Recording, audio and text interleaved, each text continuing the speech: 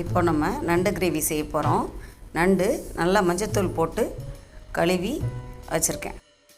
நண்டு குழம்புக்கு அரை மூடி தேங்காய் எடுத்து 10 பல் பூண்டு, ஒரு துண்டு இஞ்சி மைய அரைச்சிக்கோங்க. எண்ணெய் ஊற்றிக்கலாம். பாத்திரத்தில் எண்ணெய் ஊற்றிட்டு சோம்பு போட்டுக்கோங்க. சோம்பு நல்லா பொன்னிறமாக வறுத்து வரட்டும். இஞ்சி பூண்டு விழுத சேர்த்துக்கலாம். 3 வெங்காயம் சேர்த்துருக்கேன். வெங்காயத்தை நல்லா வதக்கிக்கோங்க. 4 தக்காளி ஆட் பண்ணியிருக்கேன். தக்காளி கொஞ்சம் கல் மாதிரி இருக்கிறதுனால தட்டு போட்டு மூடி ஒரு 5 நிமிஷம் வேக வைக்கலாம். தக்காளி நல்லா வதங்கிருச்சு பாருங்கள். இதோடு சேர்த்து அரைச்சி வச்ச தேங்காயை சேர்த்து நல்லா வதக்கிக்கலாம். நல்லா வதக்கிக்கோங்க மசாலா வாட போகிற அளவுக்கு. மிளகாய்த்தூள் 1.5 ஸ்பூன், மல்லித்தூள் 1 ஸ்பூன், 1/4 டீஸ்பூன் மஞ்சத்தூள். நல்லா மசாலாவை கிளறி விட்டுக்கலாம். நண்டு அதில் போட்டு நல்லா பிரட்டி விட்டுக்கலாம்.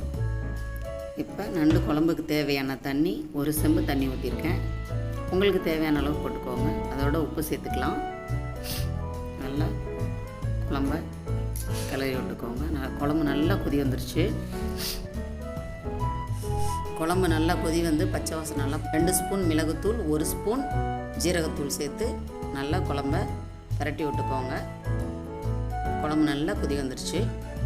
நண்டு குழம்பு ரெடி.